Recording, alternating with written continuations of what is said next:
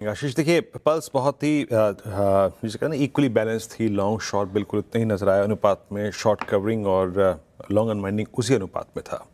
Chemical space I mean क्योंकि एस्टेल को हम यहाँ पे डेरिवेटिव्स में उसी बास्केट में डालते हैं, तो उसमें एक बड़े शॉर्ट कवरिंग नजर आई और उसके साथ रियलिटी और एफएमसीजी यहाँ पर शॉर्ट कवरिंग के कुछ इंस्टेंसेस थे।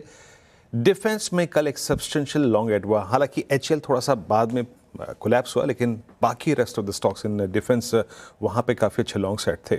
स्टॉक स्पेसिफिक लॉन्ग्स के एक्शन थे, बाकी इसके बाद कोई बहुत हद तक सेक्टरल रोटेशन नहीं था। हॉस्पिटल स्टॉक्स में 2 दिन के एक ह्यूज प्रेशर के बाद, अनवाइंडिंग के बाद, कल कुछ शॉर्ट कवरिंग और कल कुछ लॉन्ग्स विजिबल थे। और हाँ, एक शॉर्ट जो थीम थी वो ग्रेसिम और ये मतलब आपका सीमेंट स्पेस, यहाँ पे सब्सटेंशियल शॉर्ट क्रिएट हुआ। आशीष आता हूँ मैं स्टॉक्स पे जहाँ पे लॉन्ग्स क्रिएट हुए। डॉक्टर रेड्डीज, जुबिलेंट फूड्स और बीडीएल, ये 3 ऐसे स्टॉक्स थे जिनमें काफ़ी, अगर आप देखें, अच्छा लॉन्ग क्रिएट हुआ। सबसे ऊपर थे टॉप पे। देन कॉनकॉर, कल्याण, एक बार फिर से मोमेंटम बना, एपीएल अपोलो और 661, एलटीएम और लोधा, ये कुछ काउंटर्स जहाँ पे कल स्ट्रॉन्ग लॉन्ग क्रिएट हुआ। मिड कैप आईटी में एलटीएम अगर आप देखें तो काफ़ी स्टेबल रहा है।